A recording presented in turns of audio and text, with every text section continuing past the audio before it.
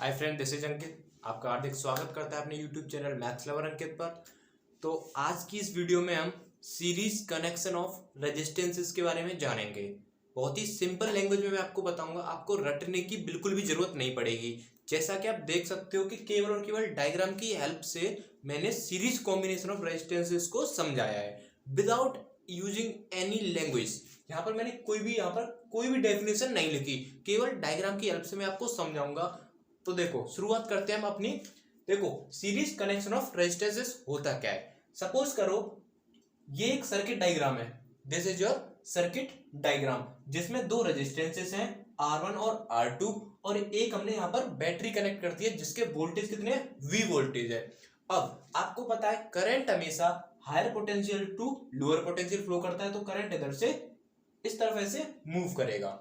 Now series connection of resistances क्या कहता है? सीरीज कनेक्शन ऑफ रेजिस्टेंसेस ये कहता है कि यदि आपके पास R1 और R2 टू डिफरेंट रेजिस्टेंसेस हैं, तो या दो से ज्यादा भी रेजिस्टेंसेस हो सकते हैं। तो जब सीरीज कनेक्शन ऑफ रेजिस्टेंसेस है ये, तो I जो है मतलब जो करंट है इन दोनों रेजिस्टेंसेस सेम फ्लो होगा, same amount of current flow होगा। जितना करंट R1 से फ्लो होगा उतना ही करंट R2 से फ्लो होगा।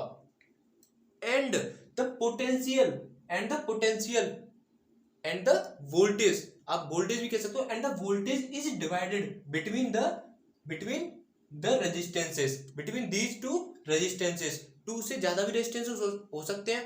तो मैंने क्या बोला, एक बार रिपीट करता हूं। देखो, आपके पास दो रेजिस्टेंसेस हैं R1 और R2, इनसे जो करंट जो है वो क्या है, सेम अमाउंट में करंट क्या हो रहा है, फ्लो हो रहा है। बट द पोटेंशियल जो है, आपकी जो वोल्टेज है वो क्या हो रहा है, इन दोनों के बीच में डिवाइड हो रहा है, जैसा कि आप देख सकते हो V1 और V2। तो इस कनेक्शन को हम क्या बोलते हैं, सीरीज कनेक्शन ऑफ रेजिस्टेंसेस। तो अब देखो V बराबर कितना हो जाएगा आपका, V1 प्लस V2। V बराबर कितना होगा, V1 प्लस V2।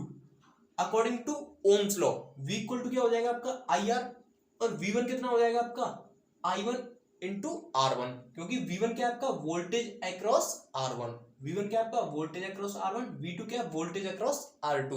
तो V1 बराबर कितना हो जाएगा, जो करंट इससे फ्लो हो रहा होगा, कितना करंट फ्लो हो रहा है I, और रेजिस्टेंस कितना है R1। समझ में आई? सेम V2 कितना हो जाएगा आपका, वोल्टेज अक्रॉस R2 कितना आपका, V2 कितना होगा I इंटू R2, क्योंकि जो करंट इससे फ्लो हो रहा है वही करंट इससे फ्लो हो रहा है, क्योंकि सीरीज कनेक्शन है।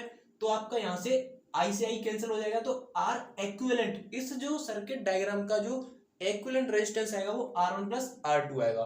नाउ यदि आपसे कोई पूछ ले कि ये V1 और V2 की वैल्यू बताओ, मतलब वोल्टेज अक्रॉस R1 कितने होंगे और वोल्टेज अक्रॉस R2 कितने होंगे, तो आपको सिंपली पोटेंशियल डिवाइडर रूल याद रखना है to calculate the value of V1 and V2। तो देखो, जब वोल्टेज अक्रॉस R1 निकालेंगे दैट इज V1, तो पोटेंशियल डिवाइडर रूल ये कहता है कि जिस रेजिस्टेंस